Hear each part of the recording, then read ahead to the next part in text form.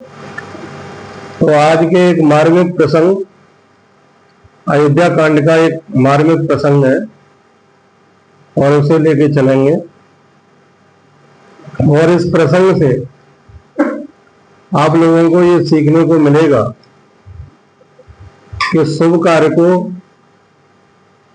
व्यक्ति तुरंत पूरा कर ले और अशुभ कार्य को थोड़ा सा उसे टालते रहना चाहिए।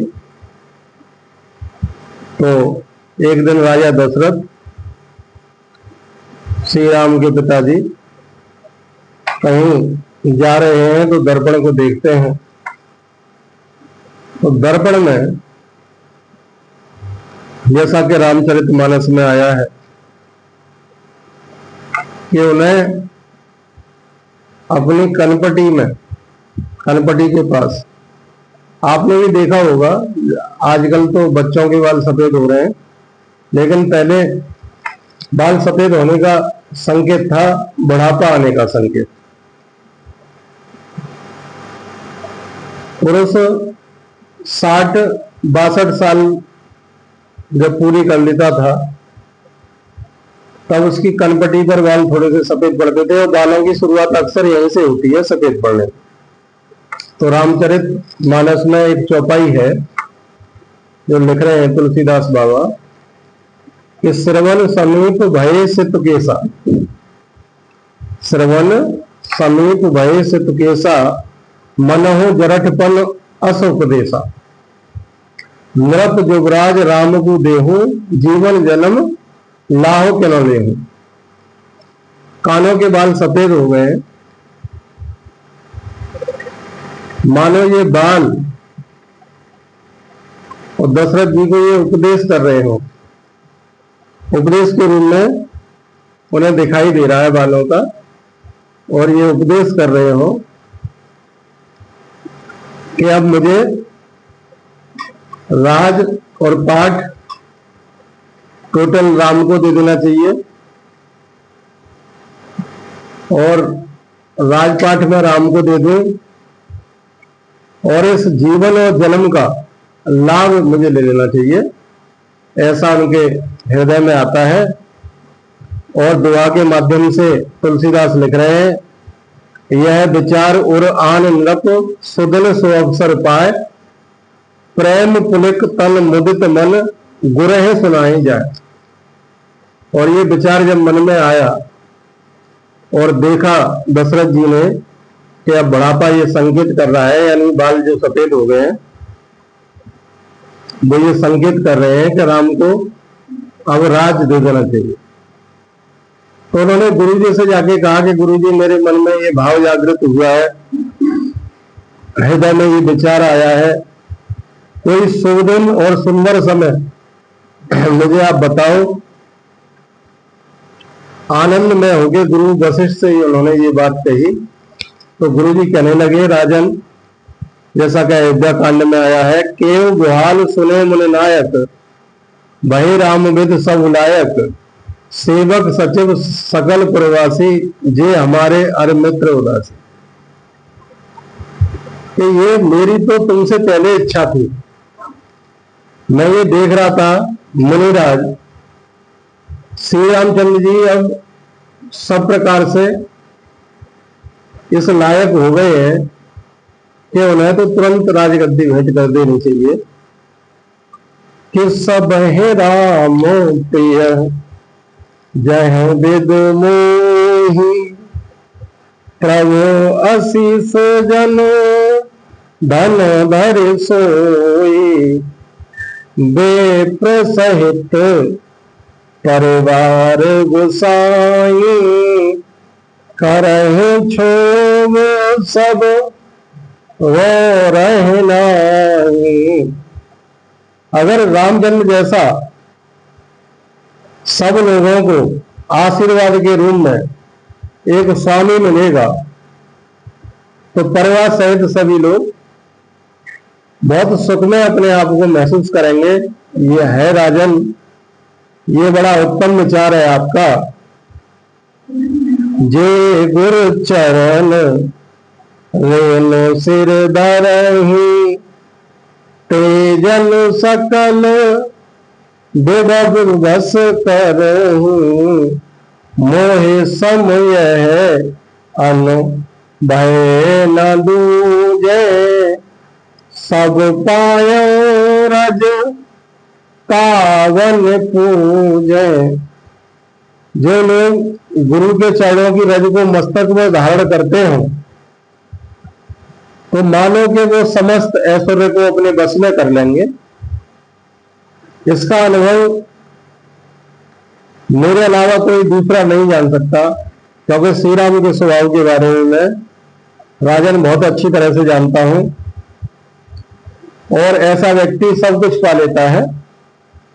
अब अभिलाष एक मन मोरे, पूजे नाथ अनुग्रह तोरे, मन प्रसन्न लखे सहज स्नेहु, कहे नरेश रजाय सुदेहु। अब मेरे मन में भी राजन एक अभिलाषा है, हे नाथ वो आपके अनुग्रह से ही पूरी होगी। ऐसा प्रेम देखकर मुनि ने राजा से कहा कि हे नरेश, हे अयोध्या नरेश दशरथ, आपको जो आज्ञा दें, आप जो आज्ञा देंगे वो आज आपकी पूरी होगी। और आप बताइए। तो दोहा के माध्यम से लिखा तुलसीदास बाबा ने कि राजन राउर नाम बस सब अभिमत दातार, फल अनुगामी महे प्रेम मने, मन अभिलाष तुम्हार। हे राजन, आपका नाम और यश संपूर्ण मनचाही वस्तुओं को देने वाला है। राजाओं के आप मुकुटमणि हैं, राजाओं के आप मुकुटमणि हैं। आपके मन की अभिलाषा फल का अनुगमन करती है। आपके मन में जो अभिलाषा हो जाती है वो तो फलीभूत होनी है। सब वेद गुरु प्रसन्न जय जानी, बोले राव रहस मृदुवानी, नाथ राम करे हो जुगराजू, कहो कृपा करे करो समाजू। कि नाथ जब राम राज्य करेंगे तो ये मान लो कि समस्त प्रजा पर एक तरह का आपका उपकार होगा, उनका शासन एक अलौकिक होगा। मोए अछतो यह होए उछाऊ, लगे लोग सब लोचन लाहू, प्रभु प्रसाद से वो सब निवाही, यह लालसा एक मन नाही। मेरे जीते जीते ये आनंद उत्सव हो जाएगा। सब लोग अपने नेत्रों से ये लाभ प्राप्त करेंगे जब राम को राजा बनता हुआ देखेंगे।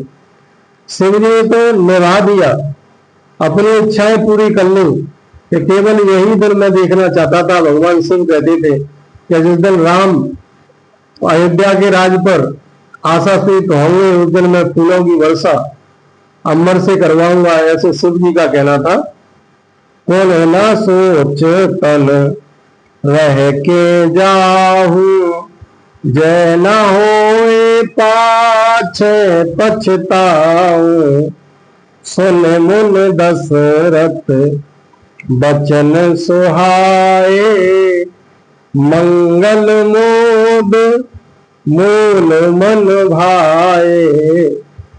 फिर यह सोच नहीं शरीर रहे या चला जाए जिससे मुझे पीछे पछतावा न हो।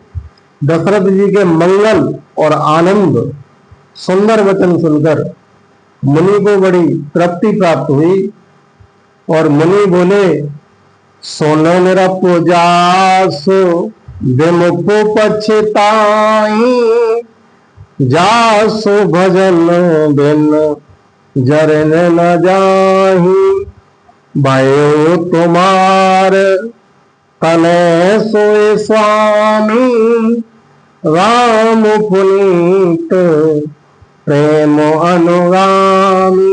हे राजन सुनिए, जिनसे विमुख होकर लोग पछताते हैं, उनके भजन बिना जी की जलन महसूस होती है। श्री राम आपके पुत्र हैं, जो पवित्र प्रेम के अनुगामी हैं, इसी से तो प्रेम बस आपके पुत्र हो गए हैं। तो बेग विलम्ब न करिए नृप, सजाइयो सब है समाज, और सुदन सुमंगल हो जब राम हो जब राज। राजन, देर करने की आवश्यकता नहीं है, बहुत मंगल विचार आया है, और शीघ्र सारा सामान सजाइए। शुभ दिन की बात मत करिए, आप राम का तिलक कर देंगे, वो दिन ऑटोमेटिक शुभ दिन हो जाएगा। सुंदर मंगल तभी होगा जब रामचंद्र जी युवराज हो जाएंगे। आप इस बात की कतई टेंशन न लें। आप तो जिस दिन तिलक कर दोगे राम का, ऐसा राम के बारे में गुरु वशिष्ठ स्वयं कह रहे हैं, और बार बार दशरथ से कह रहे हैं, दोहा के माध्यम से बाबा लिखते हैं कि बेग विलंब न कीजिए नृप, यानी देर ना करो, शुभ दिन की प्रतीक्षा ना करो। ये मत सोचो कि आज बृहस्पतिवार है, कि नहीं फिर भी होता है मुनिवर, और दिन खराब है तो अगले दिन देखेंगे। और इतिहास गवाह है, आप लोगों ने देखा कि दशरथ जब इस चीज की व्यवस्था नहीं कर पाए, एक दिन के लिए टाल दिया, और राम युवराज होने की सारी व्यवस्थाएं हो गई। उधर पता लगता है मंथरा को कई शास्त्रों ने यह बताया है कि मंथरा श्रवण कुमार की पत्नी। वैसे तो मैंने श्रवण कुमार की कथा में वक्त आपको बताया था कि श्रवण कुमार का 75% शास्त्र तो यही मानते हैं कि श्रवण कुमार की शादी नहीं हुई थी, और लोग ये कहते हैं कि साहब उनकी पत्नी थी, वो 2 पेट की हड्डियां में खीर बनाया करती थी, तो एक में खटा महीरी होती थी और एक में खीर होती थी। तो एक दिन थाली को अदला बदली कर लिया था श्रवण कुमार ने, तब उन्होंने कहा था कि बेटा घर में खीर बनी है, खीर तो पिताजी रोज बनती है, तो वो लेके गए थे। लेकिन शास्त्रों में ऐसा नहीं आया। मैंने काफी शास्त्रों का अध्ययन किया और काफी मैंने गूगल करके भी देखा, तो वहां पाया कि श्रवण कुमार की शादी नहीं हुई थी। लेकिन थोड़े से कुछ पौराणिक कहानियां, जैसे मैंने वक्त में आपको बताया कि लोग ये कहते हैं श्रवण कुमार भांजा था दशरथ का, लेकिन भांजा भी नहीं था। मैंने आपको बताया पंजाबी एक लोक पुस्तक है, वो खाली ये मानती है कि श्रवण कुमार की मां ज्ञानवती, श्रवण कुमार की मां ज्ञानवती दूर की रिश्तेदार थे, कोई दूर की रिश्तेदार थी। उस बुक में आपको ये नहीं बताया गया है कि बहन थी या बुआ थी या चाची थी या मौसी थी, ये नहीं बताया गया। ये बताया गया कि दूर की रिश्तेदार थी। तो कुछ शास्त्री ये कहते हैं कि सब मंथरा श्रवण कुमार की पत्नी थी, और मंथरा अयोध्या में इसीलिए रही थी कि जब श्रवण कुमार को तीर मारा गया और जब दशरथ पानी लेके गए, तो उनके पिता शांतनु और ज्ञानवती ने उन्हें शाप दिया था कि जिस तरह हम बच्चे के वियोग में, अपने बेटे के वियोग में, अपने पुत्र के वियोग में आज प्राण त्यज रहे हैं, तो तुम भी एक दिन अपने पुत्र के वियोग में प्राण त्यागोगे।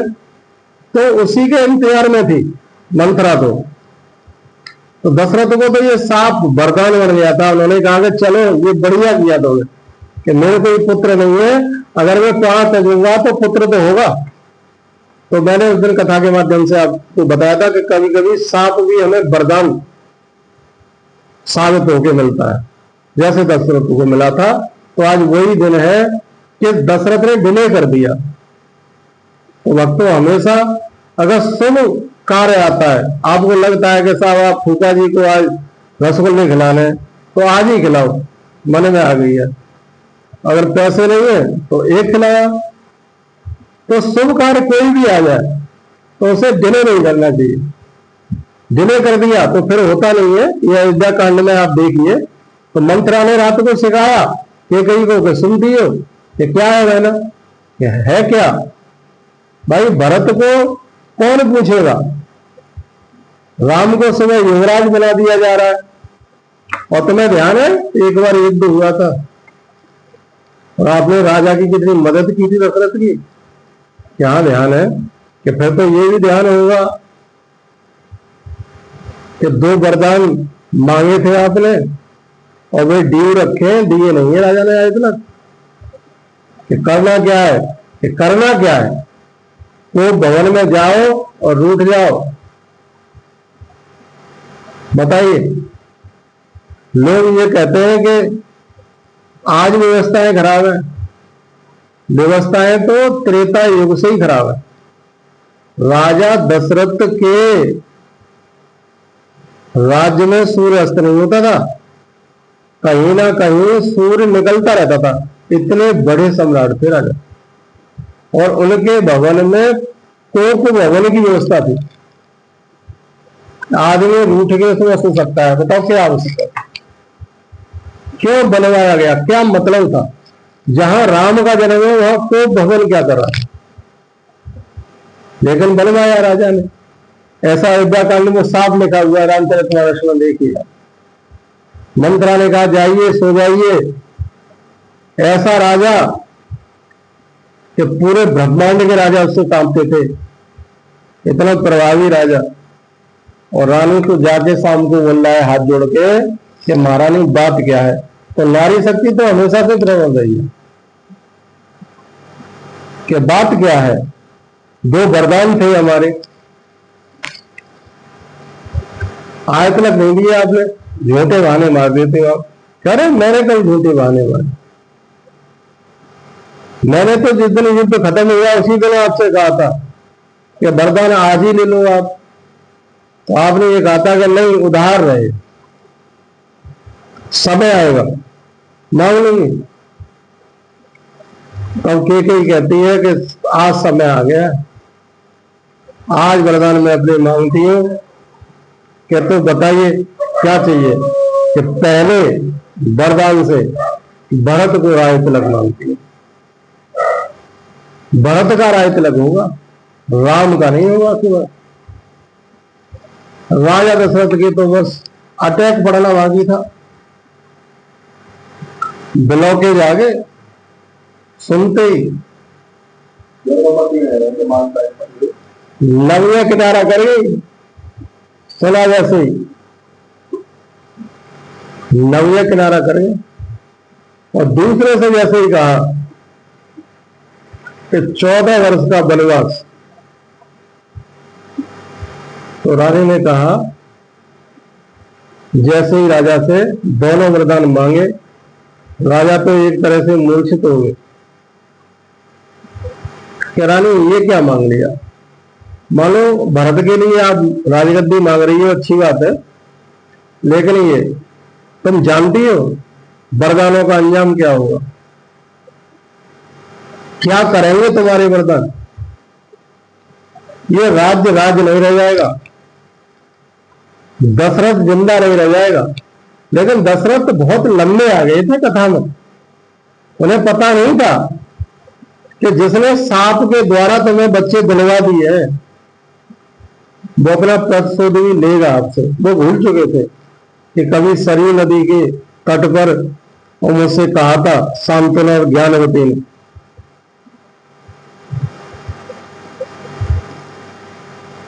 कि रानी देख लेना, ये तुम्हारे वरदान तो मेरे प्राण ले लेंगे। तो एक गीत के माध्यम से लिखा, और राजा कह रहे हैं रानी से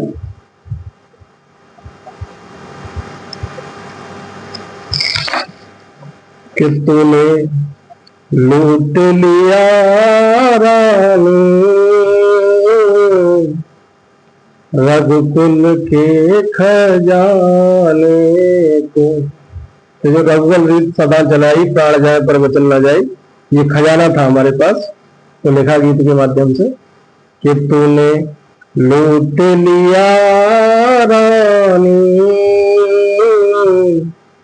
रघुकुल के खजाने को, मैं समझ भी नहीं पाया, मैं समझ भी नहीं पाया, तेरे दोगर पुराने को। और राने के मार पाई न तू मन को, कि मार पाई न तू मन को, कि अब क्या भाएगी सौतन को, मार पाई न तू मन को, अब क्या भाएगी सौतन को, लोग तरसेंगे दर्शन को, राम भेजे तूने बन को, तूने रास्ता चुना रानी नरक में सीधे जाने को, मैं समझ भी नहीं पाया। और कैसा पतझड़ तेरे जीवन में आएगा। तो दशरथ दूसरे बंद में कह रहे हैं कि हाथ तरसेंगे कंगन को, के हाथ तरसेंगे कंगन को, भाल तरसेगा बिंदी को, आंख तरसेगी कजरे को, भाल तरसेगा बिंदी को, आंख तरसेगी कजरे को, हाथ तरसेंगे कंगन को, बाल तरसेंगे गजरे को, तो तरस जाएगी रानी चूड़ियां खनखनाने को, मैं समझ भी नहीं पाया, मैं समझ भी नहीं पाया, तेरे दोगर पुराने को।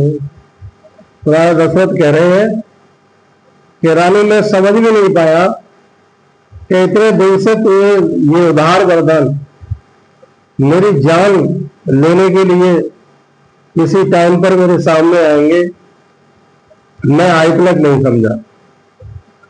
आज पहली बार मुझे पता लगा कि एक स्त्री और पत्नी बनकर भी और ऐसे किसी पति की जान पर भी वरदानों को मांग लेगी, ऐसा मैंने कभी जीवन में नहीं सोचा था।